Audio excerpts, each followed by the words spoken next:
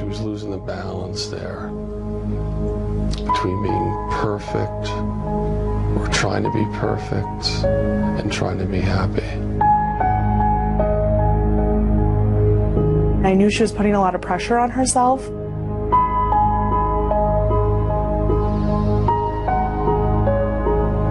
I wish every day that I could have done something. Feeling like she was achieving, I think, at her perfectionist level that she had become accustomed to. And she couldn't make her real world look as perfect as the images she posted online. There's the holes that you don't see. There's the hardships. There's the times when she was unsure, when she missed home. And that's kind of what people aren't seeing. Madison felt off balance. She thought running took up too much time, and she considered quitting. It was more like it was a time commitment, and it was taking away from other aspects of her life that she could have focused on more. Just like, I want a social life, and like track is really putting a burden on that. Based on the pictures Madison was seeing online, her friends seemed to have found that balance, seemed to be enjoying college. Of course, when her friends looked at her pictures, they thought the same.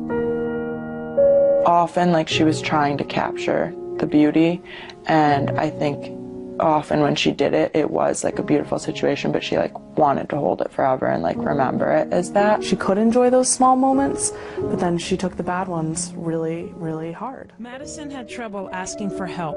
Her friends say she wanted things to be perfect, and even when they weren't, at least online, she could make it seem as if they were.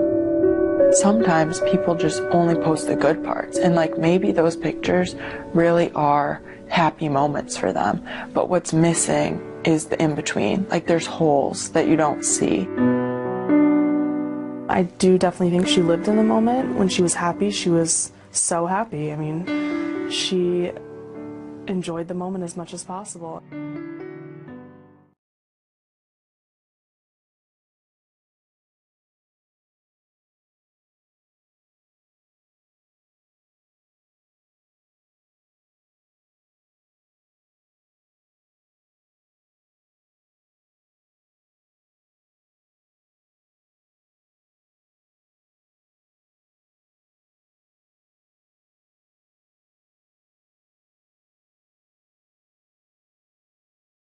The response to Elliot Rodger's massacre has widely focused on the fact that he's a psycho and a madman, glossing over the fact that he uploaded a string of 20 videos where he repeatedly stated that the reason why he did this is because women wouldn't sleep with him. He said in plain language in his War on Women manifesto that had a woman slept with him, he never would have done this, wouldn't even consider it. And yet all we hear is a sentence or two about how he was sexually frustrated and rejected by women. You want madness? That is madness. There's a big conversation here that's being completely ignored. Whether or not he's mentally ill remains to be seen at this point, but that's not the end of the discussion.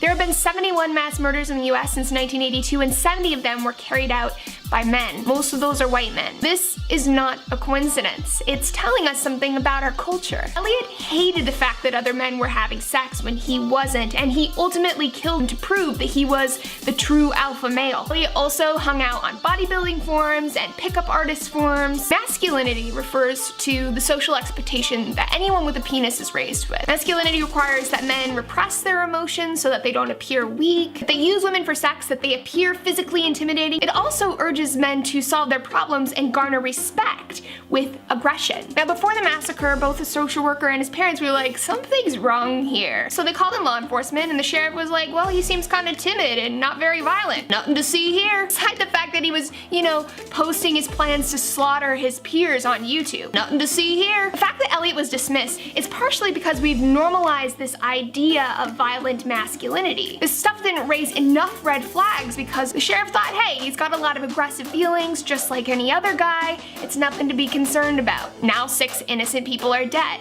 The emasculation that Elliot Rodgers felt so deeply ultimately amounted in him following the manual written for boys. Don't be a pussy. Do what it takes to take back control. And that's exactly what he did.